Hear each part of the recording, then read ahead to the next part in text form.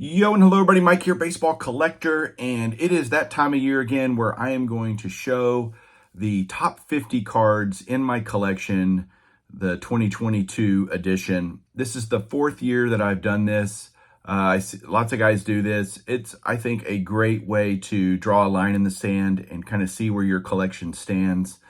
For me, it's fun just pulling the cards out and looking at them and doing the research on the pricing and stuff like that. I don't look at pricing all the time.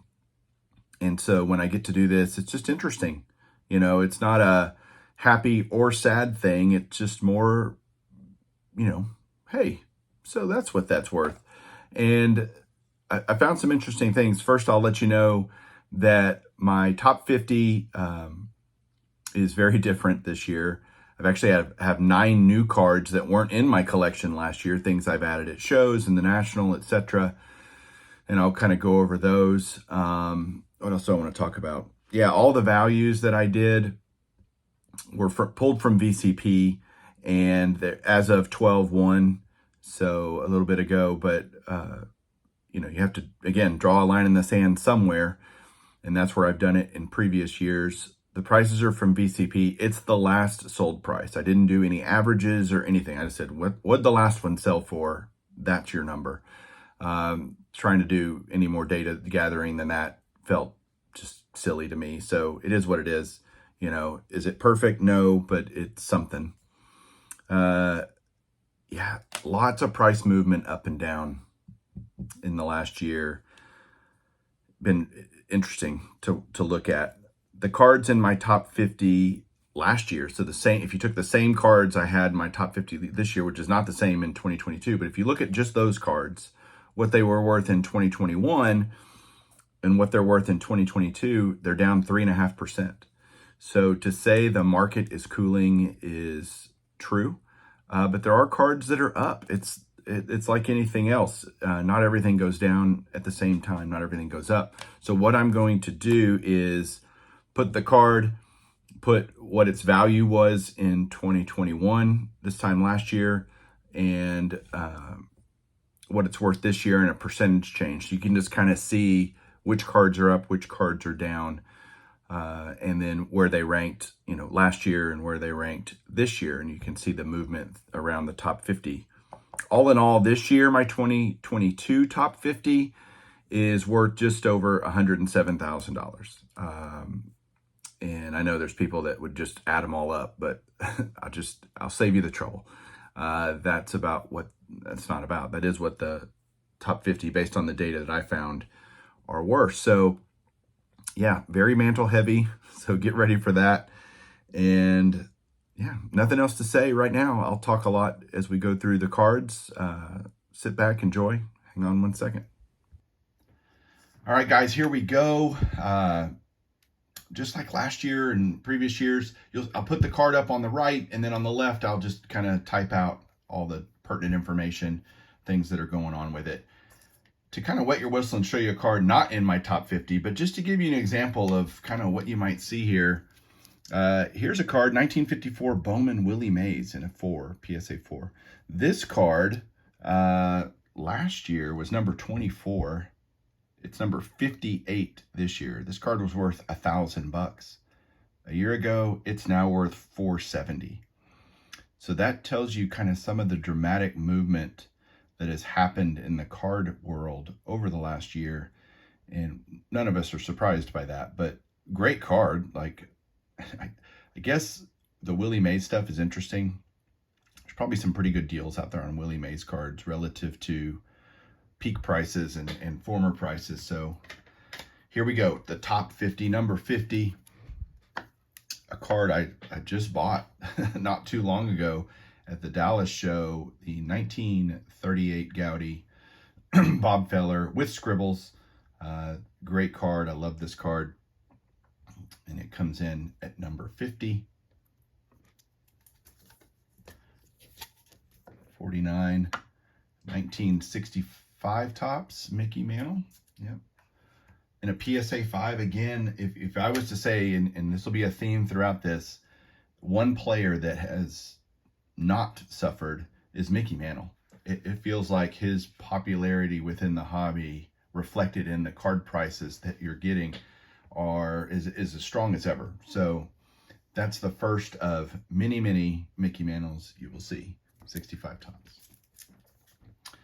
Next up is 52 Bowman Stan Musial. This is a national purchase that I made.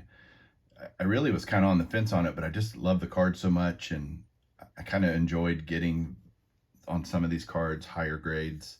I would have taken a lower grade, but I got a good deal on this and couldn't pass it up. So glad I bought that when I did. 58 Topps Mickey Mantle in a 3.5. Great card there.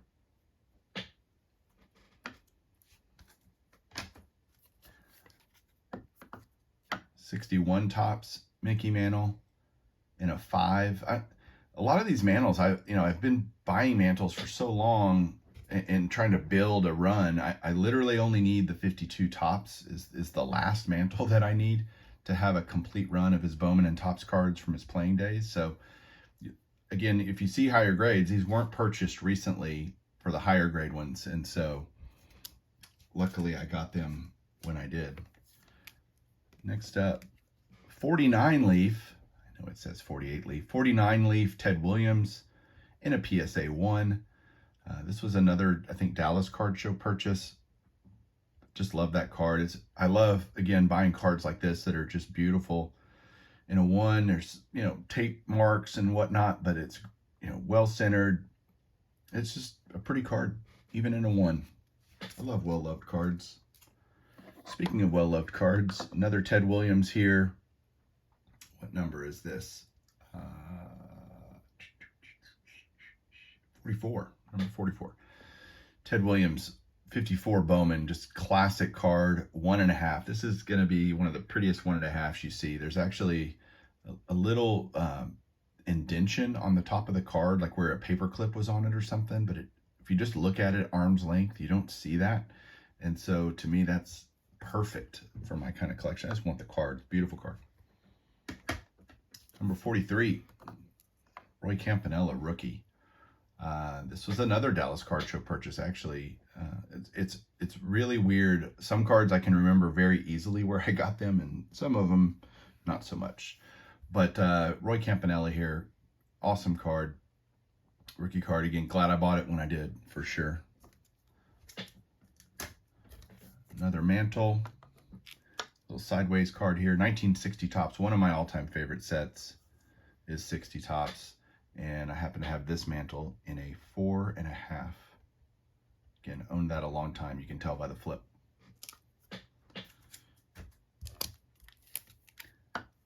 Card number 41, Jackie Robinson, 1954 Topps. This will not be the last Jackie Robinson card you see.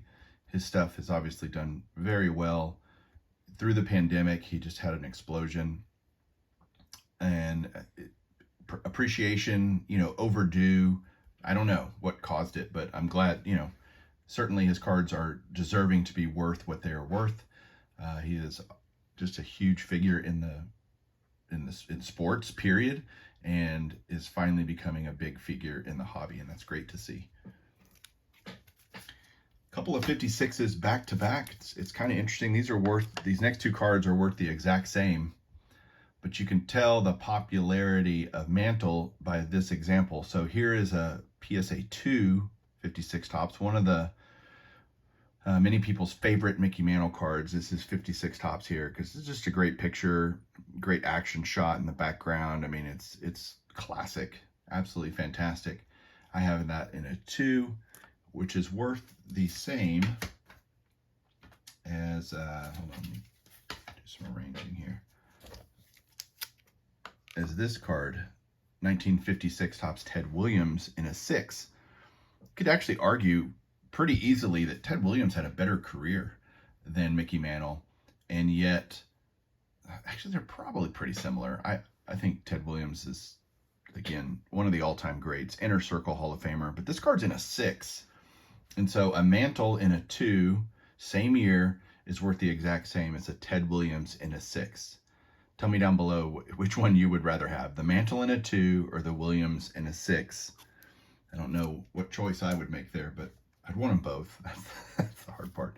All right, next up, this was a card that I bought from my good friend Dave, Blue Jacket 66. He had an extra one. And so I finally got a Duke Snider rookie, and so glad I have it now. I don't think that was a this year purchase. Let me look here. Nope. Oh yeah, I didn't have it last year, so this is a new addition to the top 50. So glad to have that finally in the collection. This card's bigger, so I'm gonna kind of show it like this. This is a 1932 Sinella Margarine Babe Ruth. This is the Type 2, where the Sinella is at the bottom, and that's on the back. You can see that there. And this is a card that I bought before Ruth stuff just went nuts. And again, glad I did. It's holdered terribly by PSA. Like, I would love, this might be a kind of reholder and get it in the right inner, sleeve kind of thing, so that it's not just sliding around, just looks terrible. But that's in a 4, and this is a card that really shot up last year and has kind of settled down a little bit. But there's the Sinella Ruth. Great playing days card of Ruth. Next up, Sandy Koufax rookie 1955 Topps. I have a 3 in this. This is kind of one of those cards that before, it's like, man, if I could go back, I'd probably buy a higher grade. And now they're all kind of nuts, so it's just tough. But this is a card, that's, let me look, I think if I remember right, looking at it, it is, yeah, it's down almost 30% from last year. So yeah, interesting. Maybe it is time for me to upgrade. Maybe. This card I love. This was a Vegas purchase, actually. I purchased this at the Vegas card, not the Vegas card show, the Industry Summit card show is where I got this. And you just don't see these. These are, I hardly ever see them on eBay, and when you do, they're just priced crazy. And so the ability to pick this up, it's a 300 great cards card, and so I did. This card is pretty much the same as it was last year. It hadn't changed a whole lot. But the reality is, when I look on BCP, this is a card that just doesn't trade a lot, so you just don't see them. And so pricing comparisons are difficult if it's been 3, 4, 5, 6 months since one sold in the particular grade that I have. But it kind of is what it is. Love it. Just glad to own it. There's another Jackie, another 56 Topps. Such an iconic set. So many great cards in this set. It's kind of the first year that Topps is just on their own. There's no more Bowman. And so you just had all the players in 56 Topps. It was this great situation where Topps set was just awesome. And this is in a beautiful PSA 5. So love the Jackie. It's funny how the grade and the card matter, like in terms of value, because you might have a card, any certain card in a better grade is just going to be worth more most of the time. And this is an interesting card to have in my top 50. It's number 33, but it's the T206 Zach Wheat, and this is his rookie card. This was a gift to me several nationals ago, and it's hard to price because there's not many BVG 5s. It's a really good grade for this card. And so you kind of have to extrapolate from SGC and PSA and kind of go, okay, what do I think it's worth? And so I valued it where I did, and at that, $960 kind of range, which is higher than it was last year. I think the early T206 cards, especially rookie cards of Hall of Famers, are going to do pretty well going forward. More Mantle, 62 Topps here, and a PSA 5.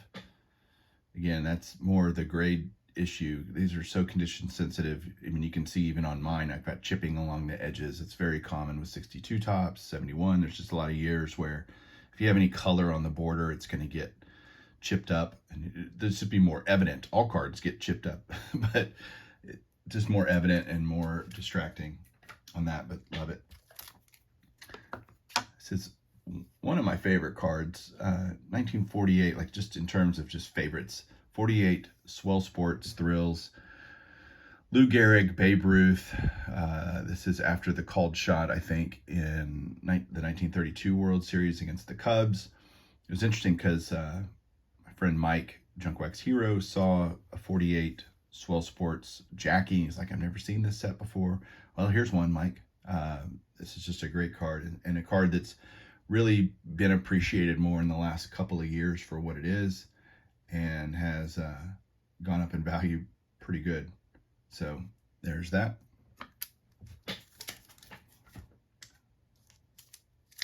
Next up, a new purchase for me, the 1948 Leaf Stan Musial. Just love this card. This was a Chantilly show purchase. I was kind of like going, I really want this card. So this was really recent for me. It ends up number 30. It's pretty cool. Although this card, since I paid $1,500 for it, just so y'all know, and it's now worth $1,000. So actually, I might have paid $1,550. Not that $50 matters one way or the other a whole lot, but yeah, it's gone down. Just since I bought it a few months ago, I could have bought one in this grade even cheaper now. But I'm one of those guys, no regrets. You just, overall kind of look at the whole and go, yeah, I've done pretty well. So it's all good. Not a big deal. Next up, the Tom Seaver rookie, 1967 Topps. I have this in a 4.5. This is a sneaky expensive card. It's a high number in 67, and so these have just always been expensive, relatively speaking, and probably more expensive than I think people think, or probably think it should be. But it's a great card, and so glad to own it. This one's always been more expensive than the Carew, which is also weird to me. Both are great players, but Seaver, just a New York guy, just had more popularity. So there's that. A couple of Mantles here in a row. 54 Bowman in a 3. One of the great Mickey cards. Just fantastic. That's again, love that kind of a 3. This is an old flip. Next up is my highest graded mantle in my entire collection. This is a 64 in a 7. Those are grades on mantles that were always just unnecessarily expensive to me, but I got a really good deal on this years ago. And so I kind of went, well, let's add a high grade mantle. It's not a rookie or anything, but it's, hey, let's do that. It'd be fun. So that's that. Next up, again, it's weird to see cards kind of clustered together. 33 Gowdy, Hack Wilson. This card and the next one are both 33 Gowdies. There's at least one more, I think, in the top 50, but great set, like one of the great all-time sets is 33 Gowdy. The art and the pictures it's just fantastic. So here's the Hack Wilson. Love the look on that card of Mr. Wilson. He's just hilarious. His first name was Lewis. That's interesting. But a 4 on that. And then this was a national purchase from a couple of years ago. One card I was really targeting at the National, and that's the Dizzy Dean Gowdy. 300 great card. It's just one of the great pitchers of all time, Mr. Dizzy Dean, and that is in a 3. So the 4 Hack Wilson is worth less than the 3 Dizzy Dean. That's just, again, which cards do people want? Supply and demand. Let's cluster some more mantles together. 53 Bowman color Mickey Mantle comes in at number 24.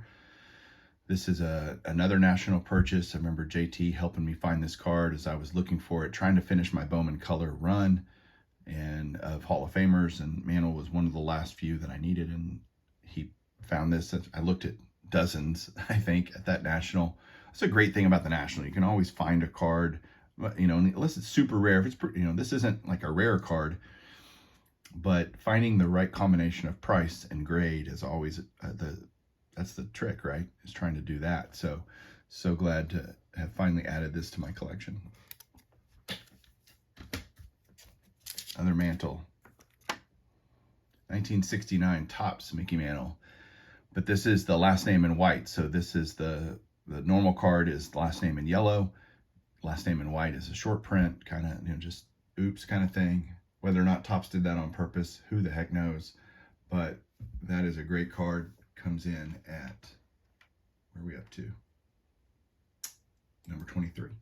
I just said 24, so you'd think I'd remember, but this is a card I picked up, got crazy cheap. I think I paid $300 for this card a number of years ago before Mantle stuff just went nuts. And again, glad you hear that a lot. Glad I picked that up when I did. That's a common theme. What does that tell you? Pick stuff up that you like. Talk about a card that has fallen from grace.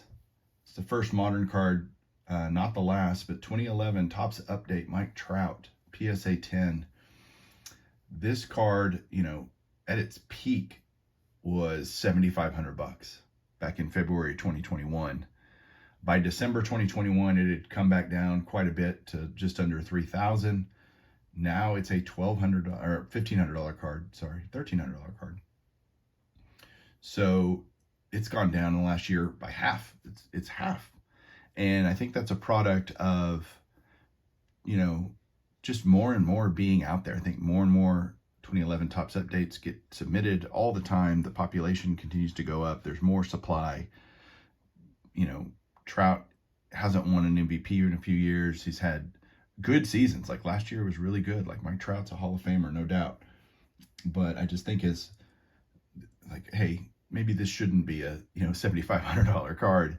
Is kind of maybe what the hobby's thinking, and I kind of agree with him. I mean, it is what it is, but still a Trout rookie. But man, that's fallen. That was number 7 last year. It's 22 this year. Number 21, 1940 Play Ball, Ted Williams. This is one of my favorite sets. I just love it. I love the black and white look. I love the nameplates at the bottom. It's just so cool. You'll see another one of those here in a little bit, but again, love the old Play Ball stuff. Need to get me a 39 Play Ball Williams. That's the card I really need. Next up, Ernie Banks rookie. Another national purchase. I bought this the same year I bought my Hank Aaron rookie. One day I bought an Aaron, the next day I bought a Banks or something, or 2 days later. And this is a really nice 54 Topps. Is one of my favorite sets as well. Just love the design, love the emblems of the teams. Everything about this card is just awesome.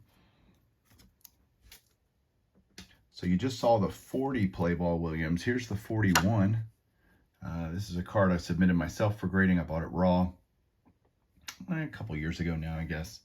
And so I didn't have a ton into the card. I think actually I have $300 into it between grading and cost of the card. So did really well with that. Came back at 3.5 and couldn't be happier. 41, great set. Like I love it, but I still like 40 Play Ball better. Another great rookie card here, the 48 Bowman Stan Musial. This was a card I submitted myself as well.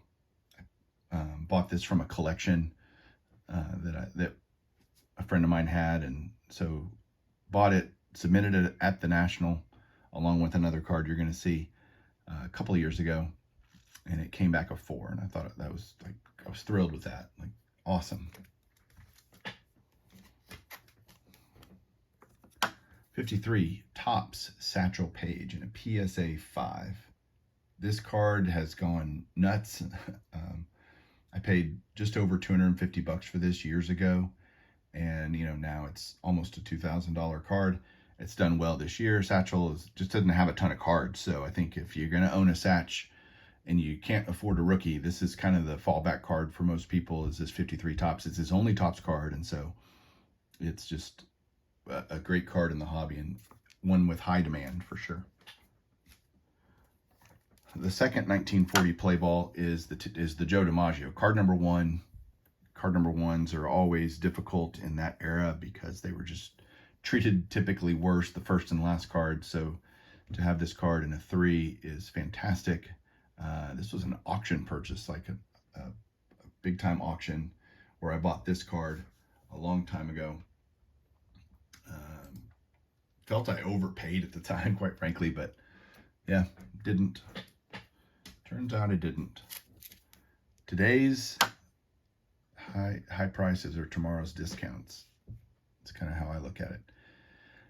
T206 Portrait Walter Johnson. Just one of those cards that I've just always wanted. I'm not a huge T206 guy, but there are 4, 5, 6 cards that eventually I'd love to own in my collection. This was one of them. Had the opportunity to purchase it raw from a friend, and actually the next 2 cards are from the same guy that I bought them from. And so submitted them myself at the National this year. These were this year National submissions. This one and the next one. I was thrilled with it too. Had no problem with that. This one, 1934 Goudey, Lou Gehrig. You all know Lou Gehrig, my favorite player of all time. So anytime I can add a Gehrig card to the collection, I'm going to try to do it. Again, this was a raw purchase, same guy. I thought it was a 1 all day. I think because of the centering, and it's really well centered. It kind of got the half grade bump to the 1.5, but there's mega issues with this card, and I don't care. Again, this was a 2021 National submission. Jackie Robinson, 1950 Bowman, along with the 48 Bowman Musial. Never bad to add Jackie Robinson stuff to your collection, so glad to have that. Shout out to George Diamond Yard. This is one of his favorite cards of all time. I think he's got 50 of them or something. Not really, but he's got more than one. Let's put it that way. Another card that's really done well, and I just think it's gained appreciation within the hobby, the 35 Goudey 4-in-1. You actually have 2 Hall of Famers pictured here. You got Ruth and Rabbit Moranville.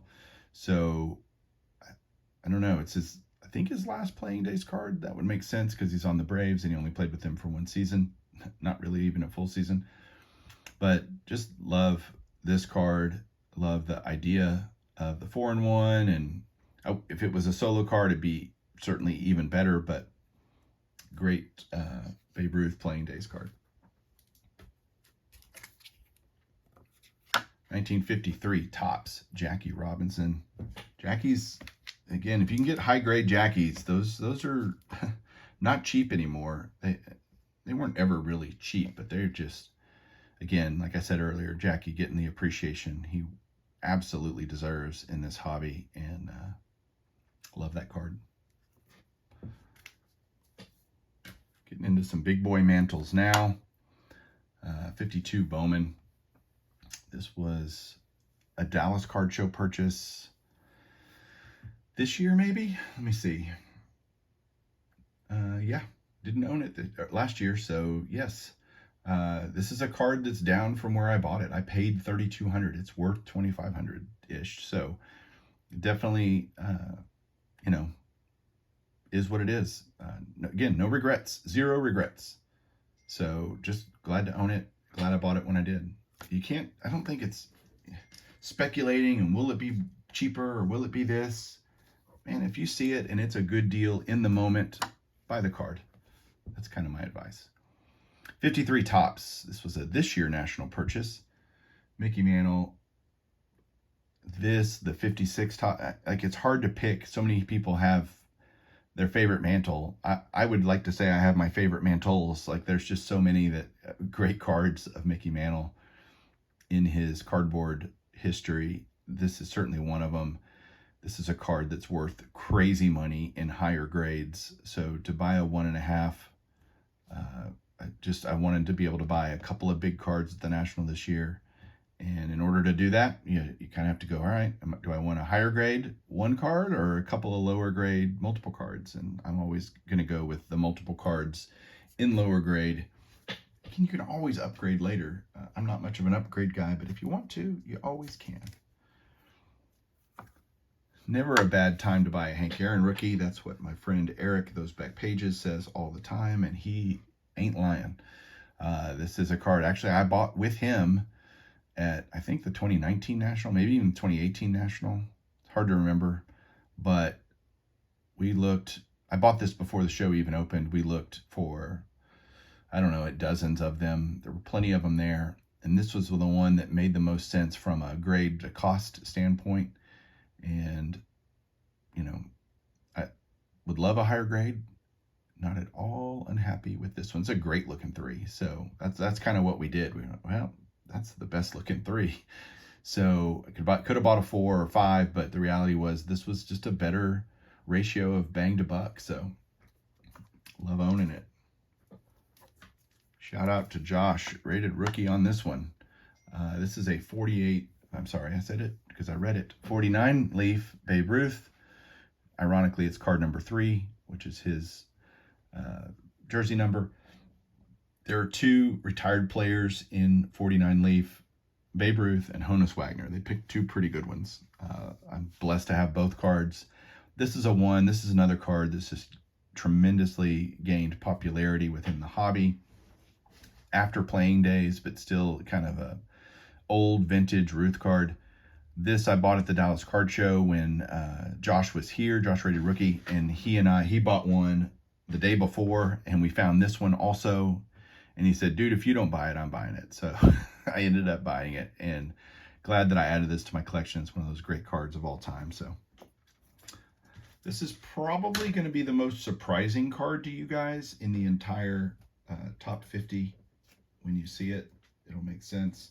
I'm trying to make sure over here I don't have a, let me just do this.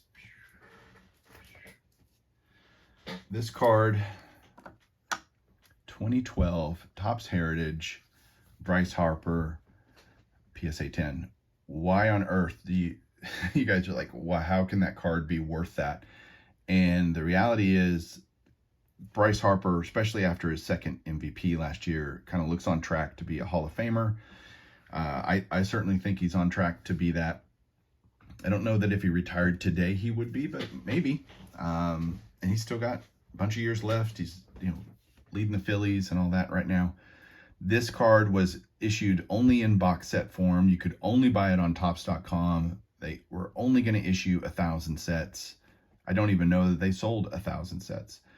And this pop, as of the time I'm doing this video, is about 30, I think it's 38 or 39, meaning there are not many of these out there. So if you want kind of the rarest and best Bryce Harper rookie, non-autographed version, there's autographed versions of this and other autos of Harper, but if you just want kind of the rarest of his rookies, this is it. And so that's why it's worth so much. Low supply, again, and pretty good demand equals high price. Roberto Clemente working 1955 Topps. Bought this from Filmington a number of years ago at the National, and for a while this card just kind of stayed stagnant. It didn't do a whole lot, and then certainly in the boom, the card went nuts. It's actually one of the cards that's up this year, which is, again, there's ups and downs every year. So, but this card has done well even this year. I think, and again, Clemente's appreciation within the hobby and the sport is only growing as people realize, man, this dude was really good. And one of the kind of first Latin superstars, right? So Clemente, awesome. Thank you, Filmington. This was my second, besides the 53 Topps mantle, my other kind of bigger purchase at the National this year. Satchel Paige rookie 49 Bowman. What can you say? Satch, one of the greatest of all time, and hard to know how good he just really could have been if baseball was integrated when he first started playing. But he got his shot in the major leagues. Here he's shown with the Cleveland Indians. His major league career was good, no doubt. In fact, the Indians won the World Series his first year with them. So that's just a cool card. The next, I think it was 48, they won the World Series. So love having this card. Would love the Leaf someday, a fat Satch, but that's out of my range. So the Bowman will have to suffice for now, and it certainly does. Down to the top 3, guys. Hey, top 3.